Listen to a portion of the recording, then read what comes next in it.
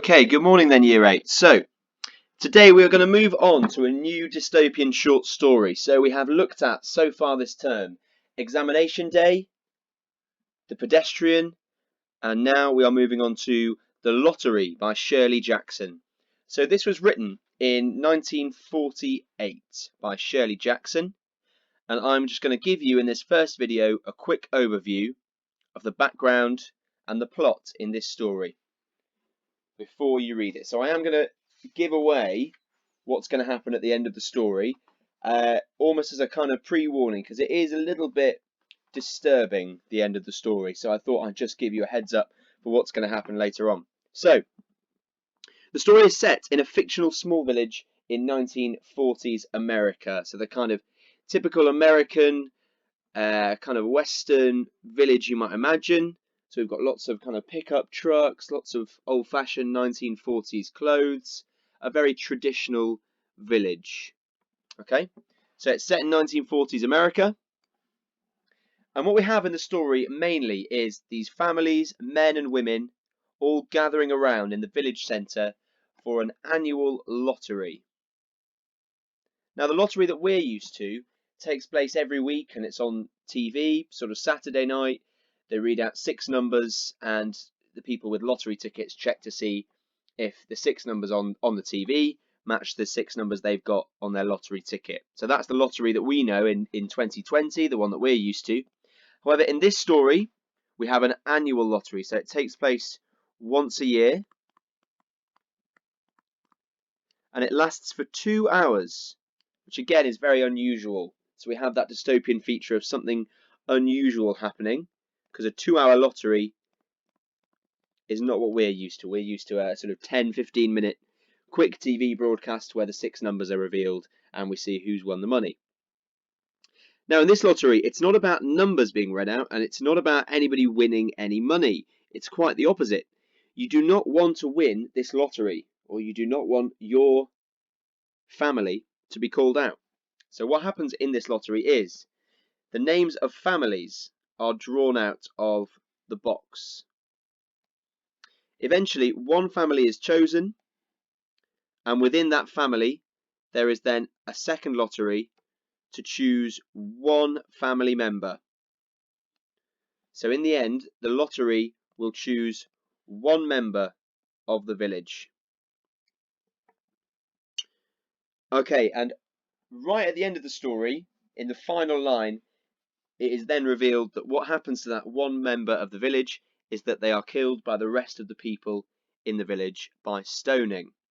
So the rest of the people in the village attack whoever has been chosen by the lottery with stones, and so ends the story. So it's a very disturbing ending, very sudden.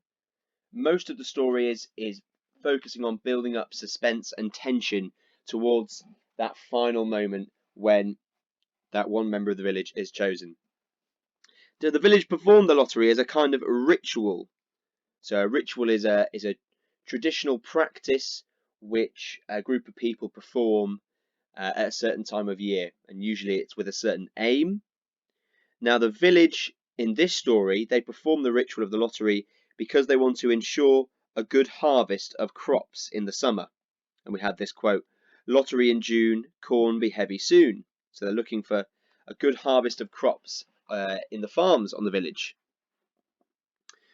So it's kind of like a sacrifice. That the lottery they do is kind of like a sacrifice to the gods of the harvest, however you want to kind of understand it. And they're kind of hoping that the village will have a good harvest because they've made this sacrifice. Okay, so that's kind of an overview of what happens in the story. You are gonna read it after you have watched this video, and you've already answered some kind of pre-reading questions where you make some predictions for what's going to happen. You now know what will happen, so you're prepared for that ending. Some key ideas then. We have the idea of the scapegoat. So this is a new term for you to learn, the scapegoat. Let's have a look at the definition of that word. So a scapegoat, write this definition down with me now, is an individual who is blamed for the wrongdoing of an entire group of people. So in this case, the scapegoat in this story is whoever is chosen by the lottery. So in the lottery,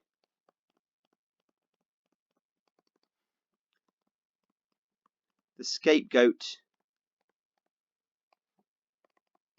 is whoever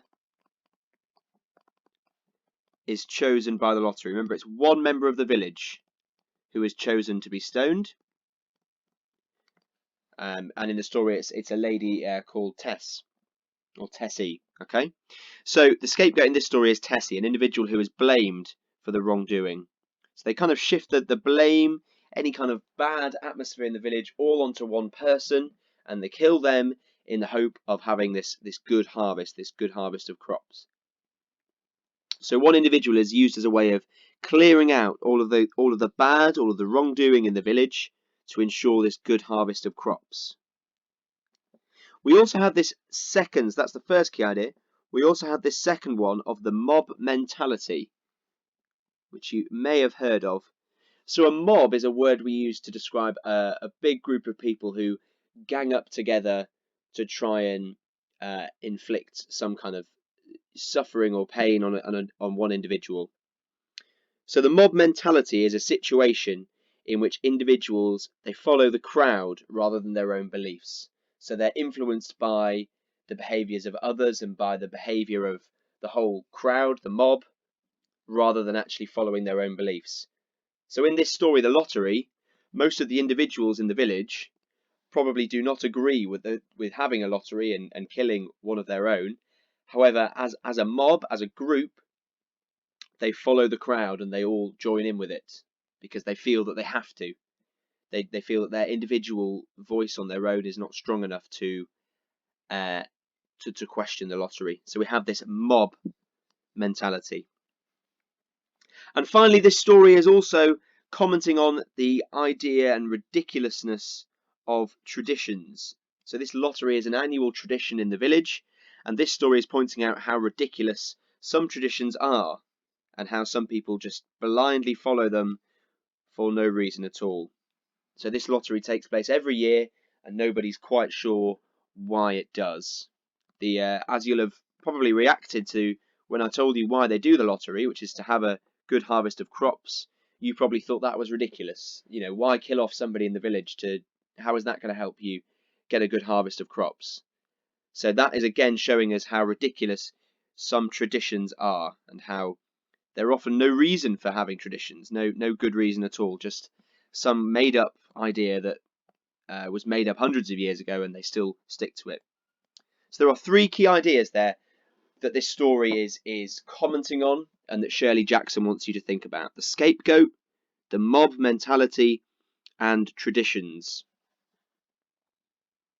So she's criticizing all three of these things happening. Final thing in this video then is I have got two more bits of key vocab for you to write down with me now. So you should have written down scapegoat, that's your first one. Second one is perfunctory, and this is an adjective to describe an action or behaviour which somebody does without any real care or effort. So it's used to describe an action or behaviour which somebody carries out without really caring about what they're doing. So that is perfunctory. Write that down for me now. So you can pause the video to do that. And then finally, you'll recognise this one, suspense.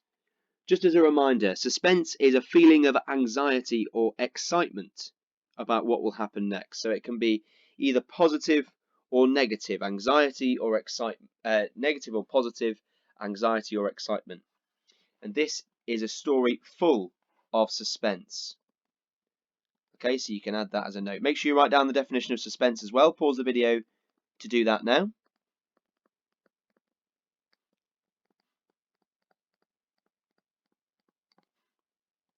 So the lottery is a story full of suspense. Okay, so what I would like you to do now is make sure that you've answered those pre-reading questions and you've got these three bits of vocab written down: scapegoat, perfunctory, and suspense. And now it's your turn. Have a read of the story. Enjoy it. It is a very mysterious, tense story with a very shocking and disturbing ending. So I hope you enjoy it and have a read of the story for me now.